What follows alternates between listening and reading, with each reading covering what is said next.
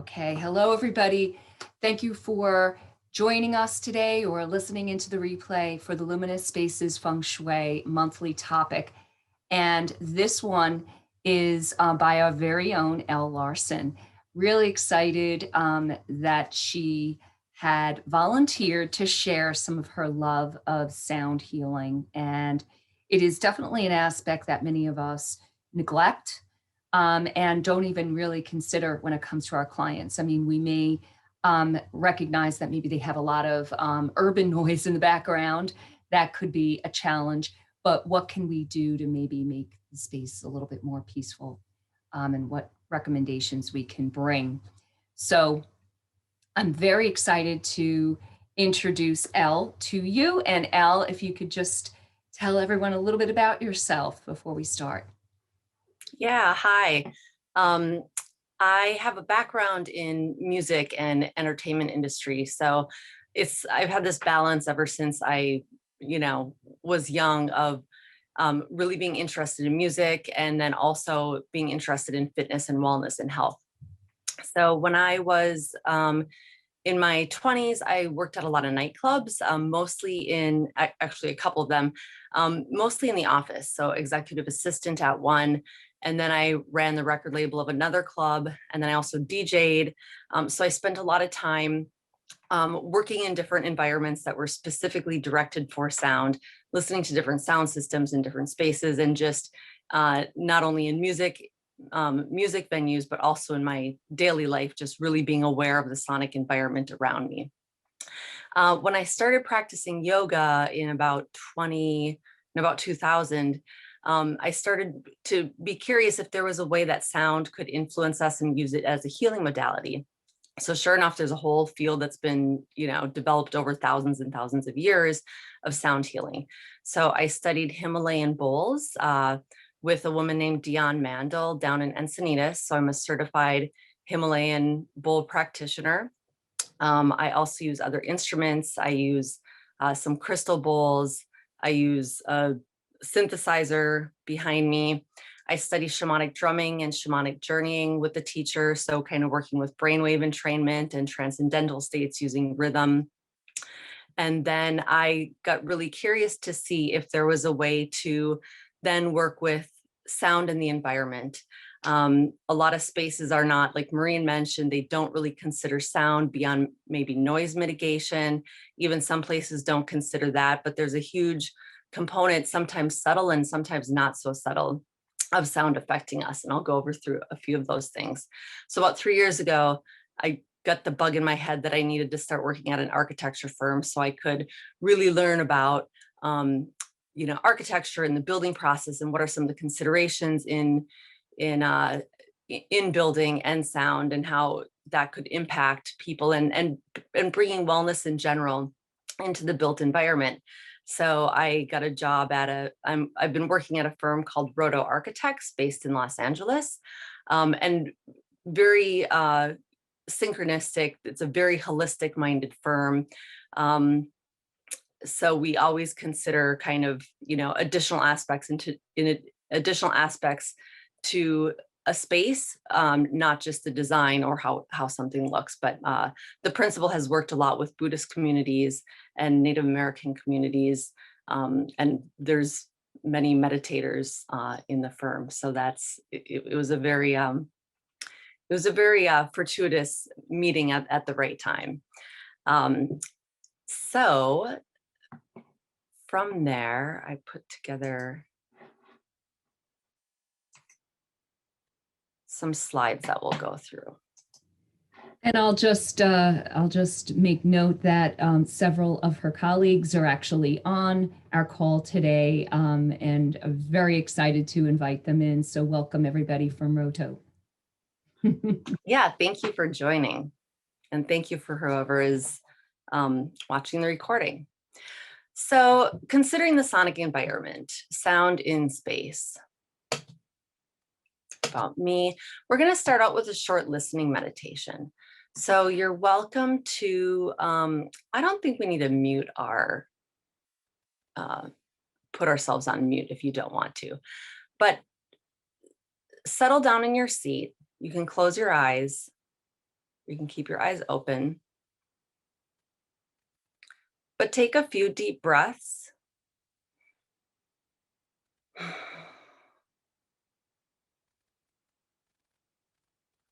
And first begin by listening to the sound of your breath.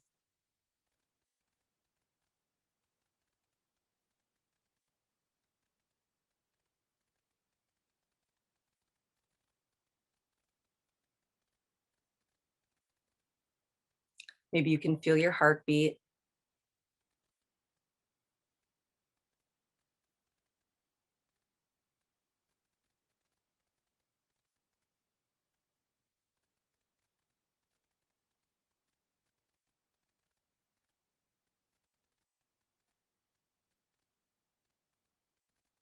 And notice any additional physical sounds that you hear, like any rushing in your ears.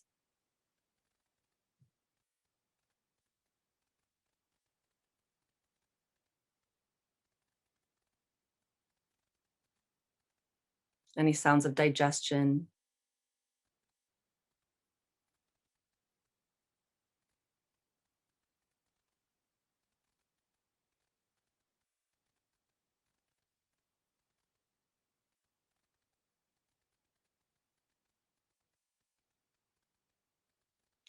And then expanding your listening to the space of the room.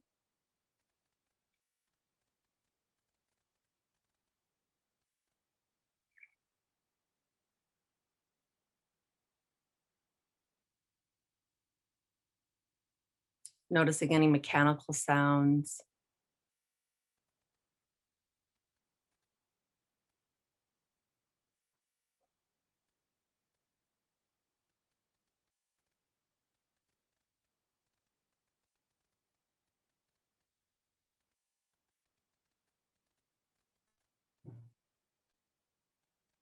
And then expanding your listening beyond the room to sounds outside or neighboring sounds.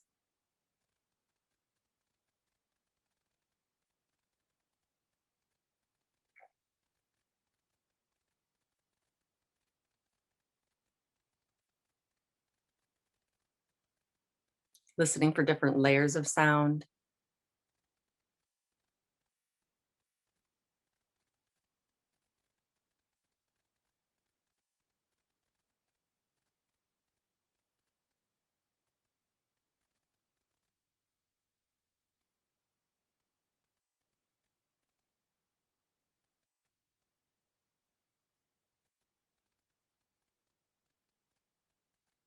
And then returning to the space of the room.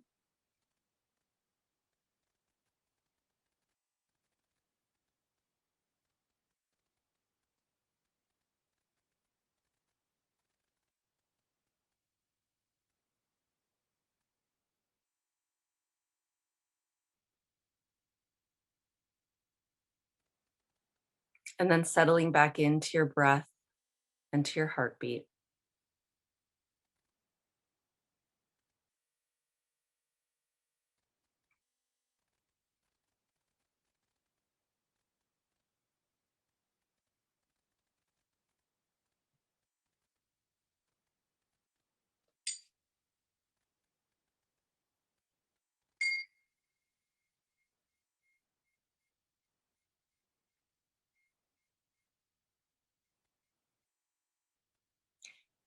And just taking a moment to think about the compilation of sounds that you heard.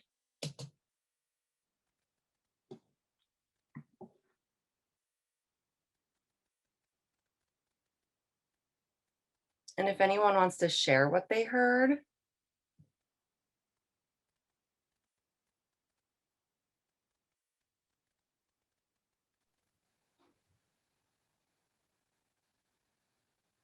I was really, I thought it was really cool that you had us start within our own bodies because usually it's like right out, like whatever you hear that's loudest or something. But it really made me think of all the different sounds our body has.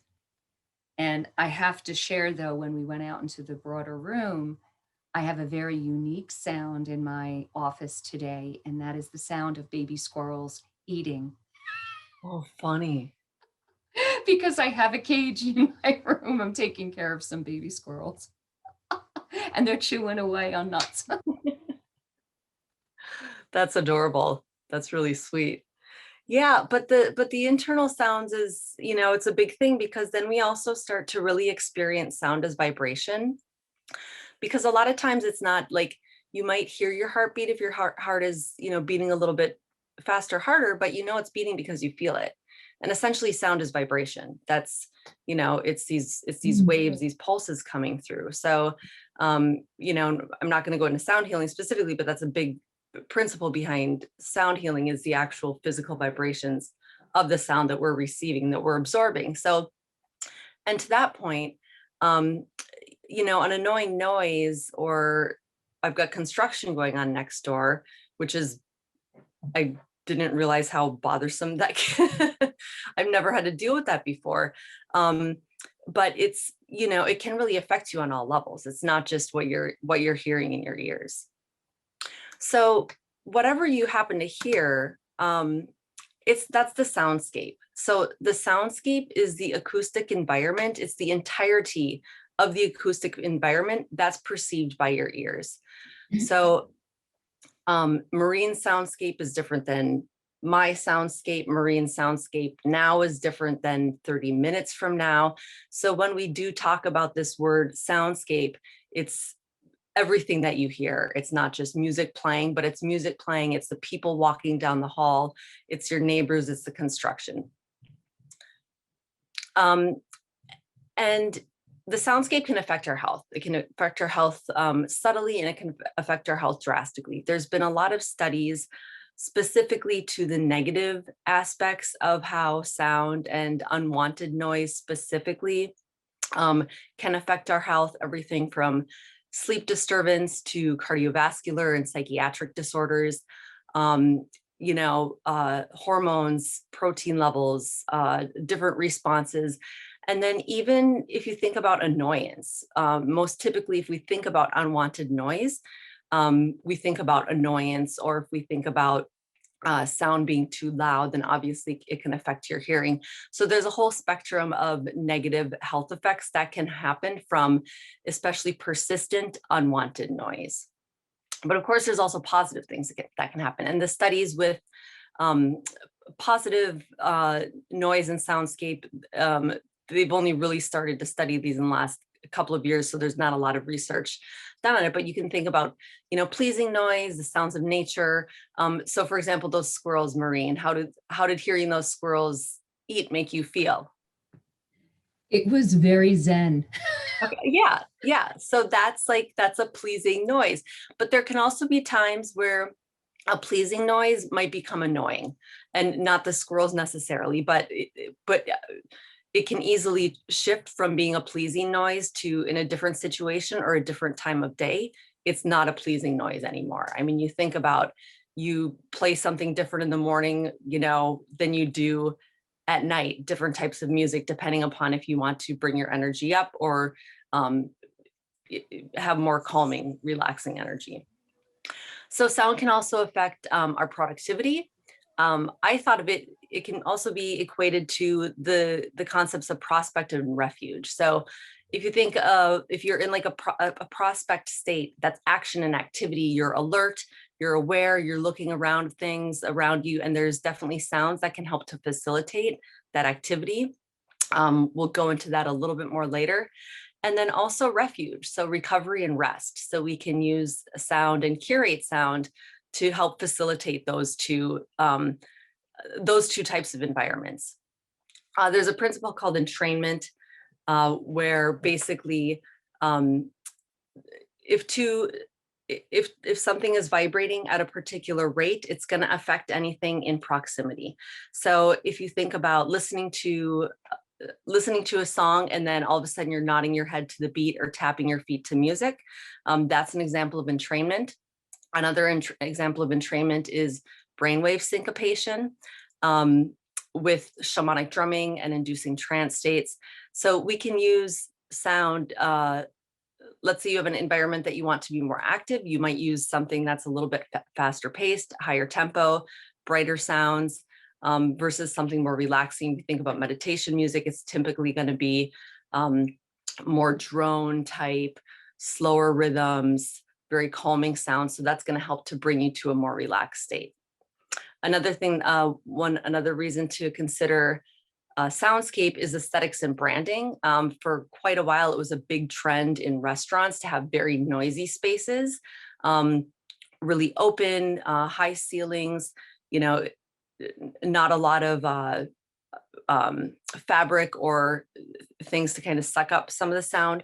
So that was a trend in certain types of restaurants, and certain types of people are going to enjoy going there and certain types of people are not going to go there. So you have to think about your customer base. You have to think about the client as far as what type of soundscape you're trying to create in this situation. So really brief architectural acoustics on sound.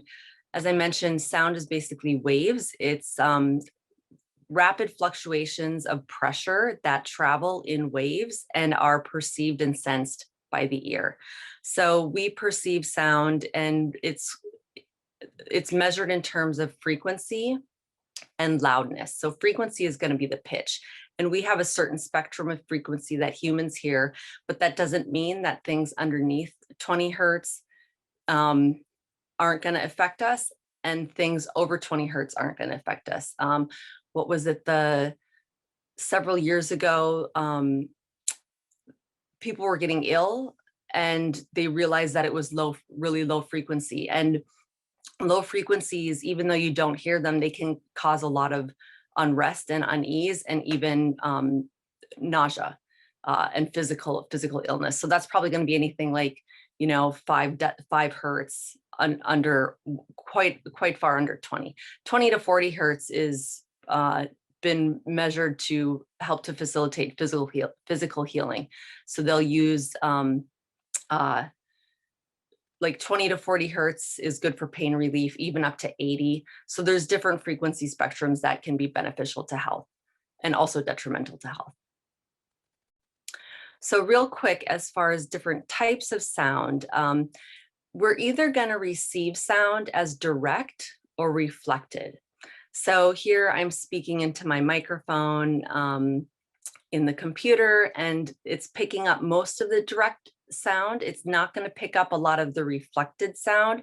So you can see in this illustration, the woman speaking to the class, they're getting some direct sound, but they're receiving a lot of the reflected sound paths. And that's also known as reverberation.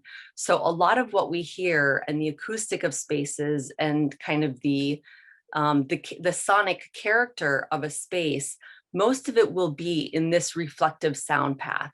So that's a lot what we're going to be focusing on today, is considering how we can change the reflection of these sound paths to change the character of a space sonically. And reverb is the most considered character element of sound in this context.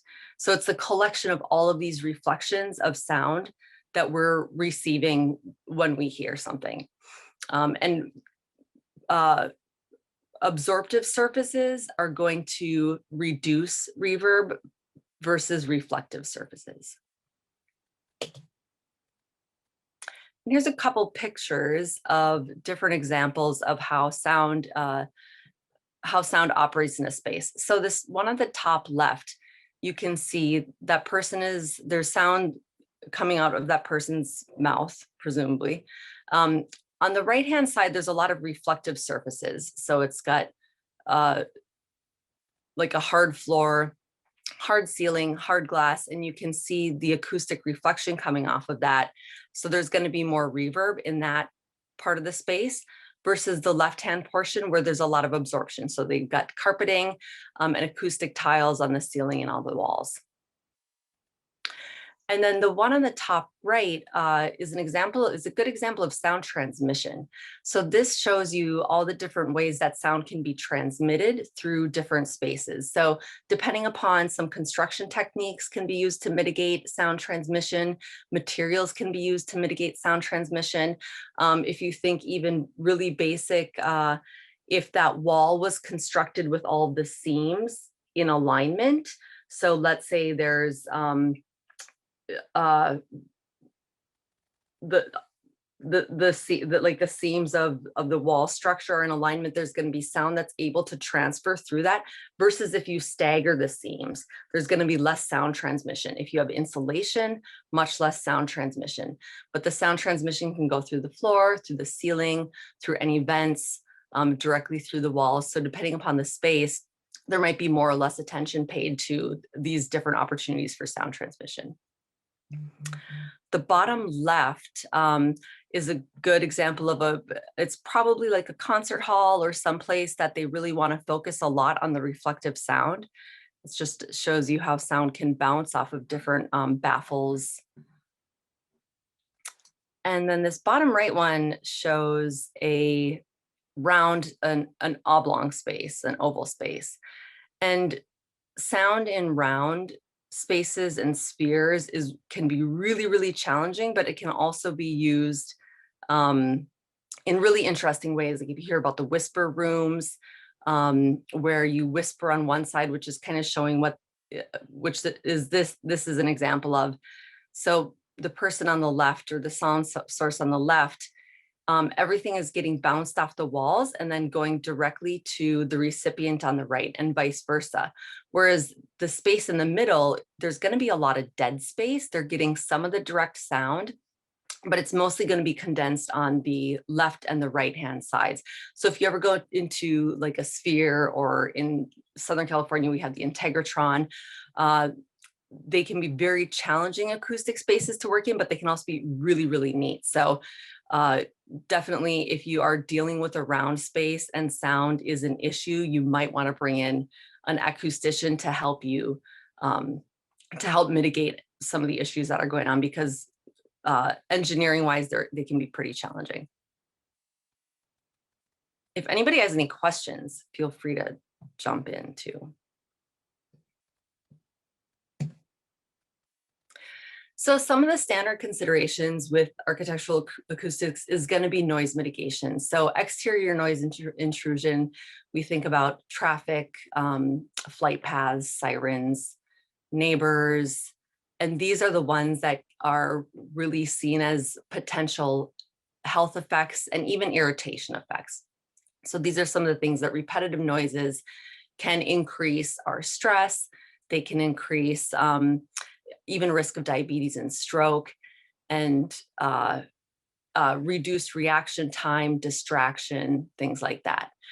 It can also be positive, because exterior noise really gives you a sense of place. So you notice different things.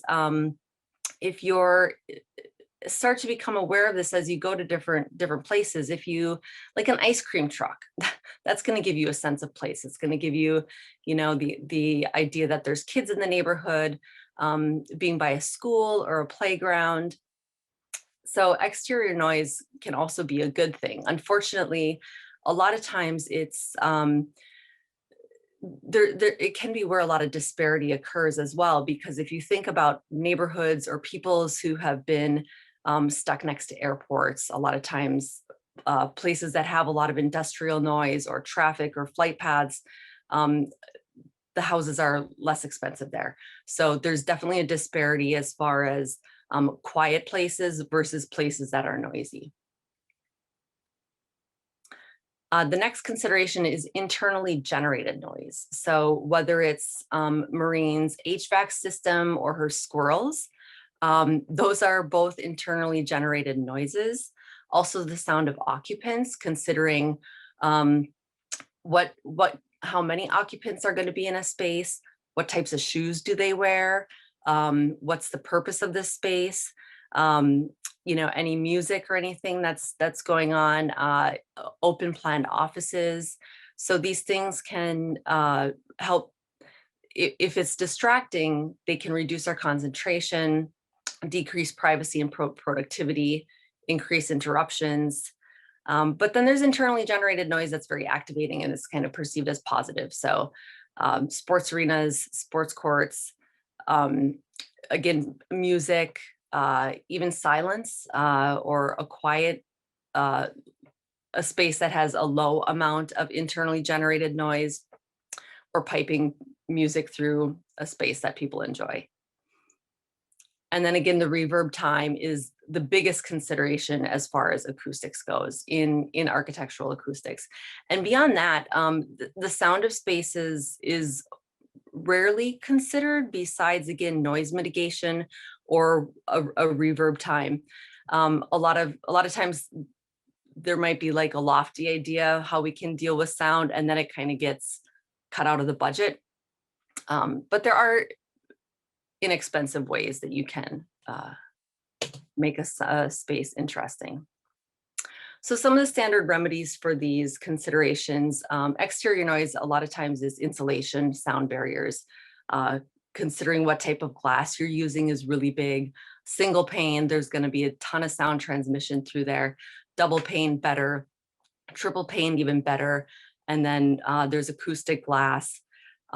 Doors, you can get acoustic doors as well. And a lot of times it has to do with the insulation. Even something like adding the rubber to the bottom of a door, or really sealing off a door or sealing off windows, that can help to reduce noise. Internally generated noise, insulation. A sound masking system is when speakers are put in usually the ceiling of a space, and a lot of times this is for offices.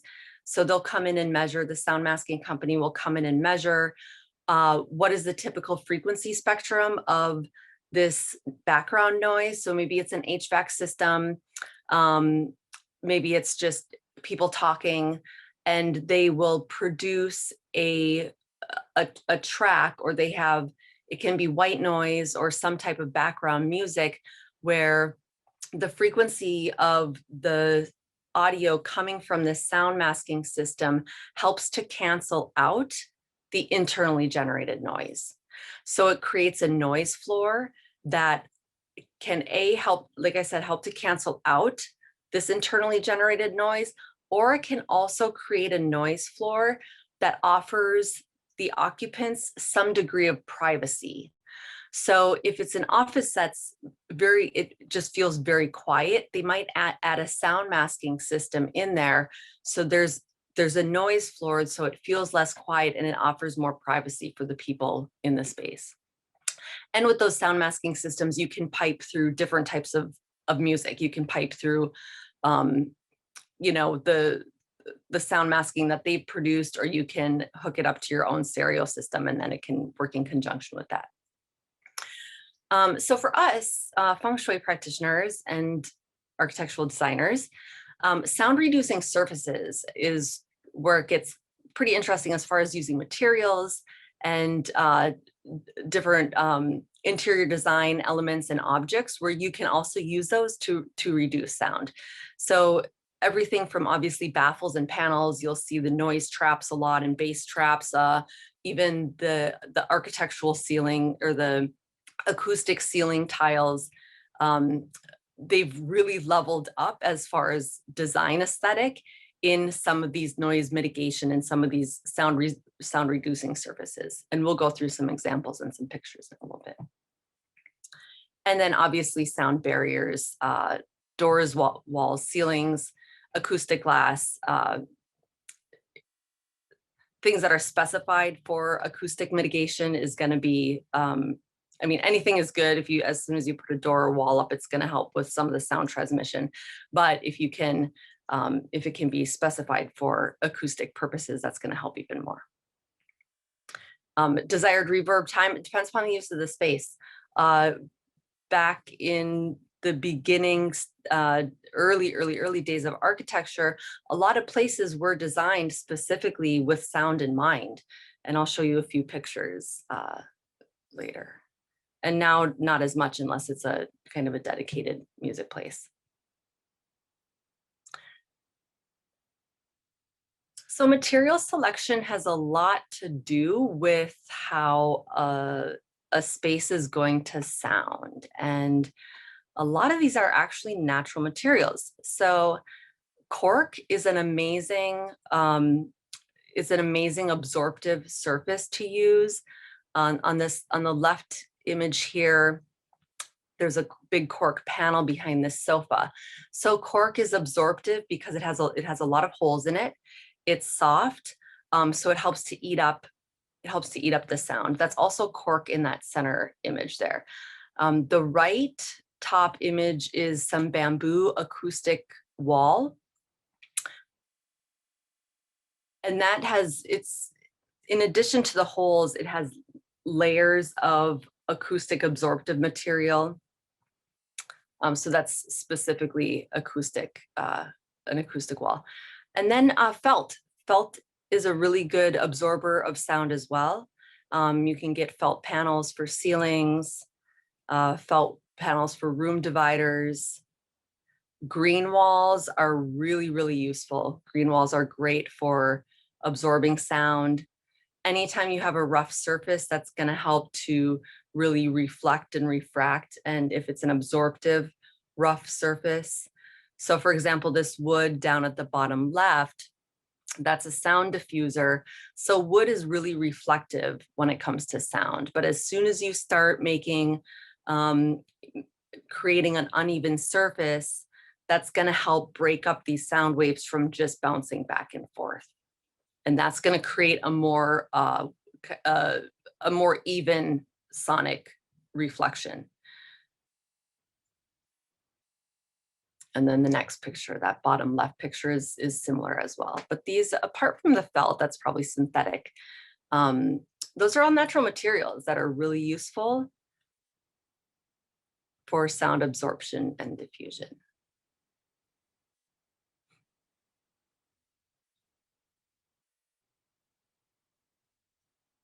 And then of course, using nature for acoustics and soundscapes. So top right picture is a Japanese garden. And actually in the planning of Japanese gardens, sound was really considered. So in the back, you can see this looks, it feels like it would be a pretty quiet space. Like, I don't know what's beyond those tall trees at the far end of the picture, but the buffering of all those different layers of trees, there's a lot of density of trees. And then even closer, those, the shrubs, the hedges, those are very dense. So it seems to me like it would be a pretty quiet sonic space. And in the bottom right, you can even see a little fountain. So they thought about putting a water feature in there. And it doesn't look like anybody walks on that path, but a lot of times the materials in pathways are chosen, especially in Japanese gardens, chosen considering what the material sounds like underfoot. So sand is going to sound different from certain types of rock, from wood, from stone. So using different landscape elements, greenery, and even being inside and opening up your windows. So maybe try it next time you're about to open up your windows. Take a few moments to consider, how does your room sound with the windows closed versus how does it sound when the windows are open? And not even considering if there's a tree outside of your window and if there's birds that are coming to the tree, but just even how your room can breathe acoustically, because that's opening up the space for some of the reflections of sound in your room to exit the room. So it's going to create a different sonic space. But intentionally planting a tree near a window, that's going to attract birds, that's going to attract maybe crickets, or planting things in a garden that will attract sonic elements of nature can be really beneficial for clients. And then using landscaping as sound barrier as well. And then this picture on the bottom right shows a tree as sonic barrier. But then also it looks, there's a wall, and there's a couple of walls set up there. So if clients are having issues with sound and a lot of exterior noise intrusion, those are some techniques that you can use if it makes sense for them.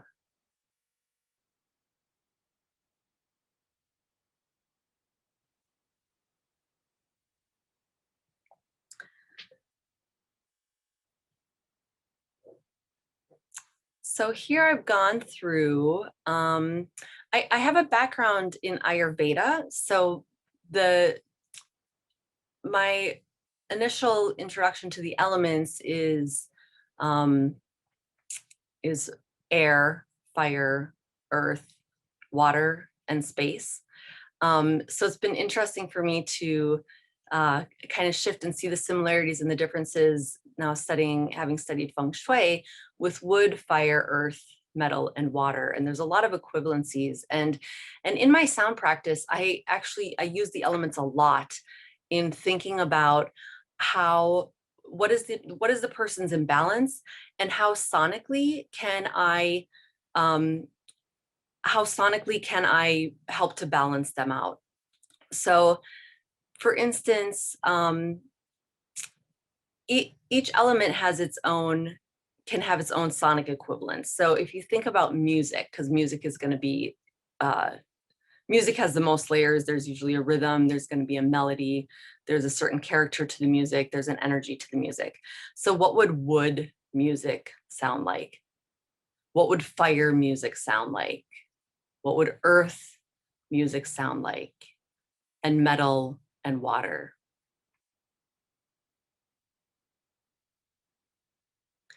And you can consider different elements in music if you think about the structure of music and the different components of music. So considering the rhythm and the pace and the tempo, even if it's like with rhythm, is it going to be a steady rhythm? Is it going to be a choppy rhythm? Is it going to be fast rhythm? Is it going to be slower? And then melodies, similar. So a jumpy melody, that might be more fire. A smooth melody is going to be more water. A stepped melody might be more earth because it's kind of predictable. You can think, okay, it's more of a scale, or it's a predictable melody. Ascending is typically energy coming up, and descending is energy going down. And pitch and tone. So pitch and tone are going to be the frequency. Higher notes are typically more activating. So higher frequencies are going to be more activating, and lower frequencies are going to be more calming and grounding. And then the timbre of different sounds. So that's going to be the character or the quality. So a flute has a specific timbre to it, a specific character, versus a violin. They've got very different sounds. One is more sharp and one is more airy. So considering all of these different things and what helps to reflect what you're trying to offer for the client or to the space. And again, it can even just be in soundtrack selection. And then of course there's literal ways of depicting the elements through sound. So water features, fire features. I don't know if you've ever seen those, the candles with the wooden wicks, but they make a nice little crackling sound. So if you're recommending somebody to, add more candles, and having a sonic aspect to that would be recommending wooden wick candles specifically, and then they can actually hear them. So again, hearing the breeze through the trees or walking on gravel. And there can be a little bit of a danger in thinking that just because a certain instrument is made from that element, that it's gonna have that sonic energy. I don't subscribe to that because, for instance, Himalayan bowls versus crystal bowls. Himalayan bowls and the metal bowls can have a much more grounding energy to them, especially if they're deeper in tone than crystal bowls can. Himalayan bowls, even though they're metal, I would not consider them as having a metal energy, unless they were played with a certain type of mallet in a certain type of, maybe a frequency spectrum. But for me, Himalayan bowls are typically more grounding because they sing out a harmonic, which is multiple tones, whereas crystal bowls, to me, that would be more metal. Crystal bowls sing out a single tone, and it's a very refined instrument anyway. Single tone, it's usually sharp, it's usually bright, it's usually a little bit more activating, whereas Himalayan bowls tend to be a little bit more grounding. So for instance, here I have 2 Koshi chimes, which they are made out of wood and metal. And here's one.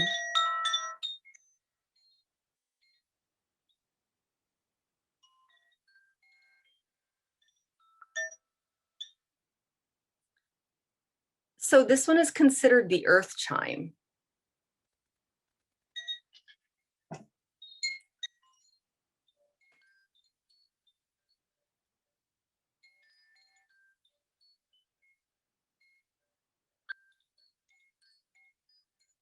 And that one's considered the fire chime.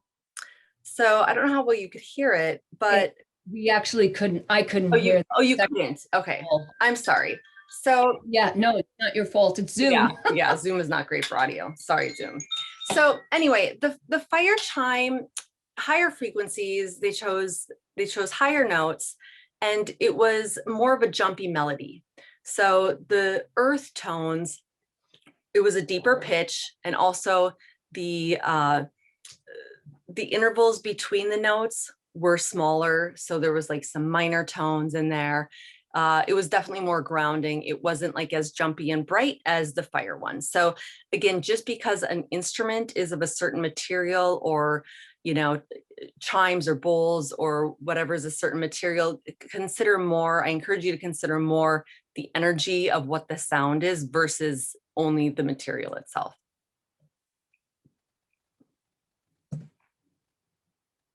So here's some pictures. And as we're going through these, I chose a lot of these because there's so many different sonic considerations when you look at them. Caves, I love caves. I love the sound of caves. I love the energy of caves. And actually, they've recently discovered several caves where our human ancestors would play music in caves. So yeah, they would find instruments and then also cave drawings of people playing music inside of caves. So for a long time, caves have been used for spiritual and musical purposes. Again, acoustics are naturally just amazing. In this one specifically, there's a lot of stalactites coming down. There's a ton of reflective surface, but also it's not going to be a really like metal reflective, sharp reflective. It's going to be more of an echoing reflective because of the surface of the cave has a ton of texture to it. So the water is an additional surface to consider. That is a more reflective surface. So if you'd be in different areas of the cave, your sonic experience would be different, especially towards the opening. The opening of the cave, you're going to start to hear more sounds from the forest outside. Maybe there's some people. But I think caves are really, really unique sonic environments.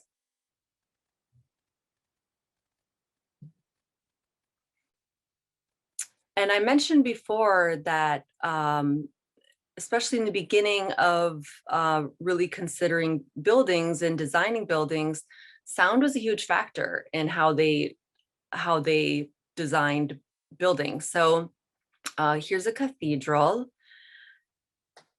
And the music so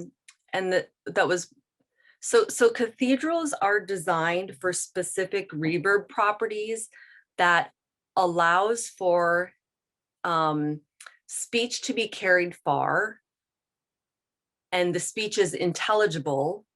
But because of the reverb, if you think about like a pastor's pacing or a priest's pacing, or music that would be sung in this cathedral, it's going to be very spaced out.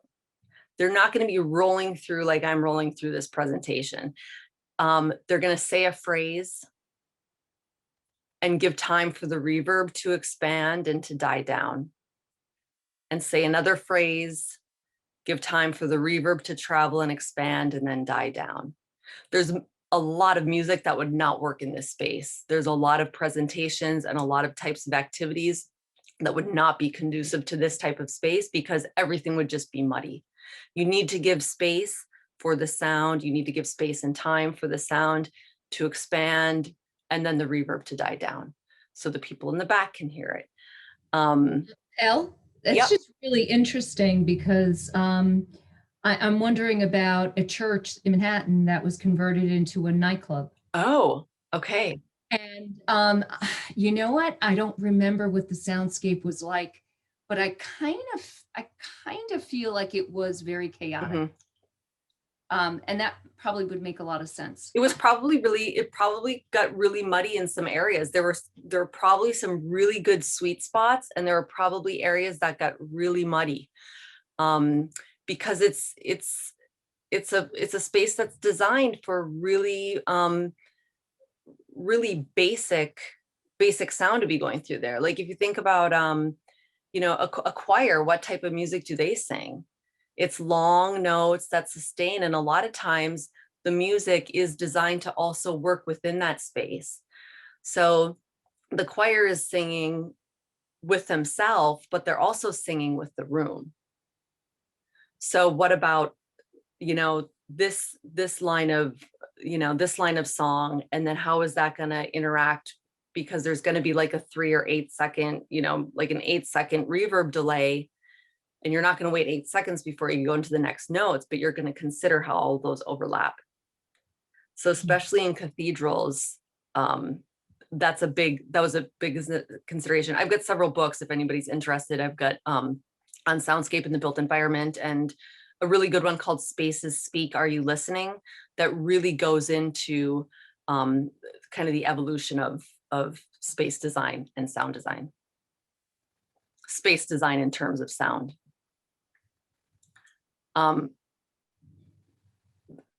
This is clearly designed for sound and plays and oratorship and everything. So yeah, again, early architecture really considered sound because they didn't have amplification.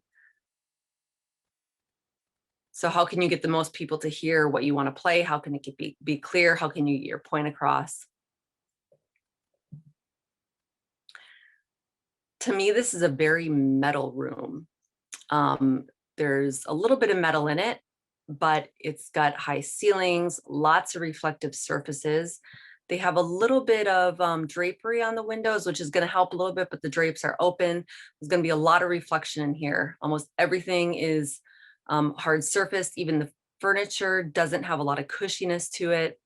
The glass table, but this is going to be a very, very reflective environment. And I know that there's some research that shows that in spaces like this, the feeling is very formal.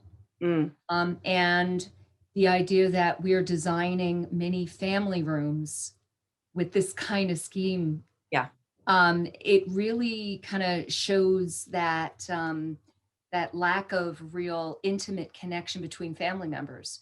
Is that because our voice echoes so much in these surfaces, we feel like we're far away, even though we might be right next to each other. Oh, interesting. So, it's, when I go into these spaces with clients for Feng Shui, it's like, wow, let's bring some more yin in here. Let's bring some more softness. And let's try not to build so many homes with family rooms like this. Right. Yeah. Yeah. It's very expansive. It does feel very formal, and everybody's sitting quite far away from each other. And then the acoustics are going to even add to that. Going to add to that even more. So here's another big open space. Again, the chairs are set kind of far apart. Again, it's a high ceiling, but it's a completely different sonic environment. So if you look at the ceiling, there's a lot of opportunity for sound to bounce around in there. It's not going to just be reflected back and forth. The stones, all the stones are going to create a really beneficial texture to create a more uniform sonic environment there.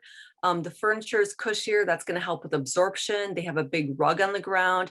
That's really going to help with absorption, reducing some of the reflection.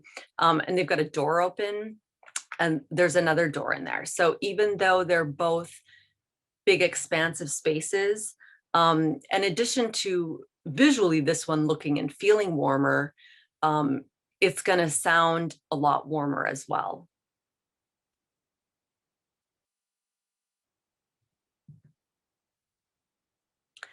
And then here's kind of similar. It's got a lower ceiling though, but all of the textiles, so the pillows, the rug, the throws, the cushions, the thick drapery. Drapery can really help to eat up sound. If you think of like acoustic curtains, movie theaters, next time you, well, I mean, who's gone to a movie recently, but if you, next time you are in a theater, looking at the walls, and a lot of times there's the fabric or the panels, the cloth panels, or even the big velvet curtains. Those have been used for sound absorption for a long time in many types of entertainment venues. This one kind of does my head in. Very noisy, lots of people. It's just a massive echo space between the people in there. They do have like a type of carpeting though, so that's helpful. If it was a hard surface floor, that would be really, really challenging, but you can just imagine how that space sounds. It's going to be really loud. There's no mitigation as far as sound panels or absorption efforts at all. This is much different. Although it doesn't really look inviting, I'm sure it sounds, it's very task oriented, acoustic space and working space. So you can see they have carpeting on the floor, and then even the panels of the cubicles are fabric. So that's going to help with absorption. And then there's some sound barrier. So you can see it's the privacy barrier is also going to help to prevent sound coming from whoever your neighbor is on the other side of that wall.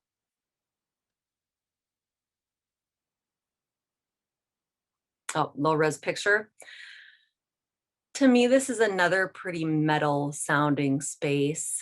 A lot could happen if they put some rugs in there to help eat up some of the sound, but maybe that's what they want. Maybe the intention is you come into this and you hear lots of people walking through, and women in high heels and men in high heels, and in dress shoes, and because presumably people are going to be wearing hard-soled shoes on this hard floored surface. So considering that, like, what types of shoes do people wear in these spaces? So this is going to be also a very activating space. You walk in and you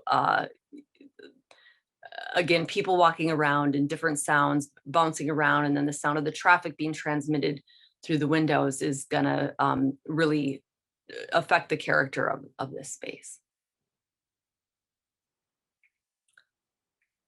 And that's it. Does anybody have any questions or experiences or things that they want to share? My main point was giving you a really brief intro on some of the foundations of sound, and then also considering it in spaces with your clients and places that you design. But I'm happy to answer any questions, or would love to hear any thoughts in the last couple minutes.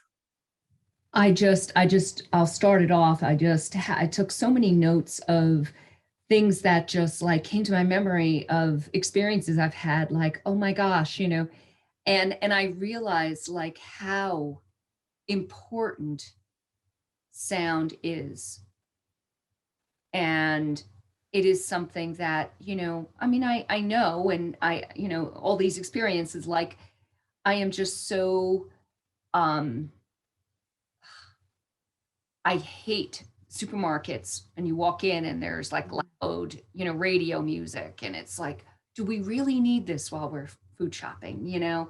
Or of course, you know, the elevator music, that's just like background music that's always on. I used to work in a factory when I was in college, and like we always had the local radio station on. And after a while, even though I love the music, it was like enough. Mm. It was just like enough. So there was just so many instances of sound that came up. I just have like a whole bunch of notes. So yeah. Yeah, and a lot of times it's not something that we really consider until it bothers us. And that's why, you know, noise mitigation is one of the big things that people focus on, because that's what bothers us. But there's a lot of you know, subtle elements that can benefit us, and it doesn't even really matter if we notice it or not, because usually sound is a distraction. It's usually seen as a distraction, or, you know, when you're shopping, you know, that's a distraction. We have so much input. Just the benefits of having like a slightly toned down environment for relaxation, and just for reducing some of this constant input that we have, can be really beneficial. Yeah.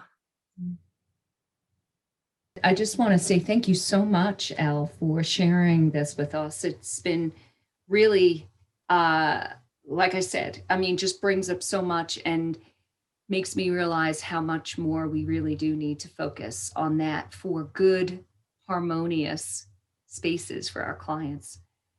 So thank you so much. My pleasure. Thank you.